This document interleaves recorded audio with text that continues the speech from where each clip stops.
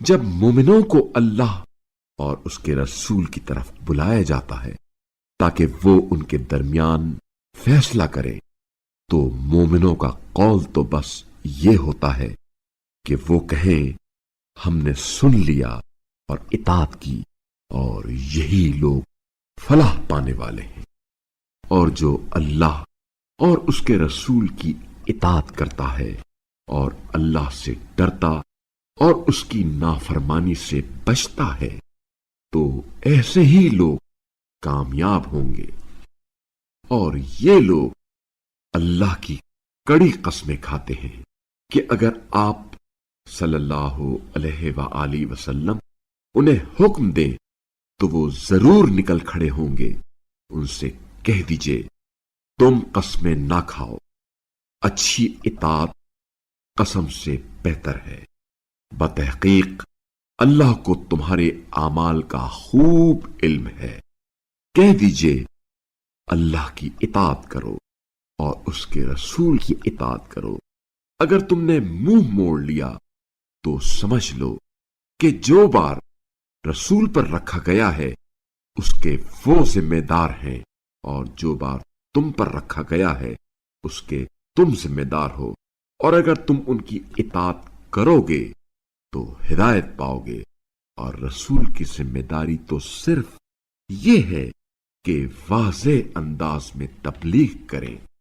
تم میں سے جو لوگ ایمان لے آئے ہیں اور نیک اعمال بجا لائے ہیں، اللہ نے ان سے وعدہ کر رکھا ہے کہ انہیں زمین میں اس طرح جانشین ضرور بنائے گا جس طرح ان سے پہلوں کو جانشین بنایا، اور جس دین کو اللہ نے ان کے لیے پسندیدہ بنایا ہے اسے پائیدار ضرور بنائے گا، اور انہیں خوف کے بعد امن ضرور فراہم کرے گا۔ وہ میری بندگی کریں اور میرے ساتھ کسی چیز کو شریک نہ ٹھہرائیں، اور اس کے بعد بھی جو لوگ کفر اختیار کریں گے بس وہی فاسق ہیں۔ اور نماز قائم کرو اور زکوٰۃ دیا کرو اور رسول کی اطاعت کرو تاکہ تم پر رحم کیا جائے۔ آپ صلی اللہ علیہ وآلہ وسلم یہ خیال نہ کریں کہ کافر لوگ زمین میں ہمیں عاجز بنا دیں گے، اور ان کا ٹھکانہ جہنم ہوگا جو بدترین ٹھکانہ ہے۔ اے ایمان والو، ضروری ہے کہ تمہارے مملوک اور وہ بچے جو ابھی بلوغ کی حد کو نہیں پہنچے ہیں 3 اوقات میں تم سے اجازت لے کر آیا کریں، فجر کی نماز سے پہلے اور دوپہر کو جب تم کپڑے اتار کر رکھ دیتے ہو، اور عشاء کی نماز کے بعد۔ یہ 3 اوقات تمہارے پردے کے ہیں۔ ان کے بعد ایک دوسرے کے پاس بار بار آنے میں نہ تم پر کوئی حرج ہے اور نہ ان پر۔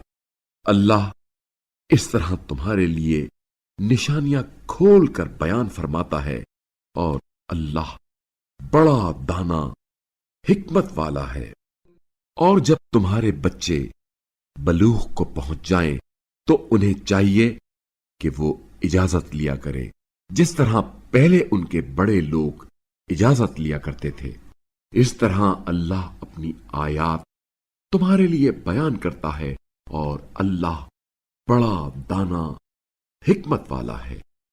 اور جو عورتیں ضعیف العمری کی وجہ سے خانہ نشین ہو گئی ہوں اور نکاح کی توقع نہ رکھتی ہوں، ان کے لیے اپنے حجاب کے کپڑے اتار دینے میں کوئی حرج نہیں ہے، بشرطے کہ زینت کی نمائش کرنے والیاں نہ ہوں۔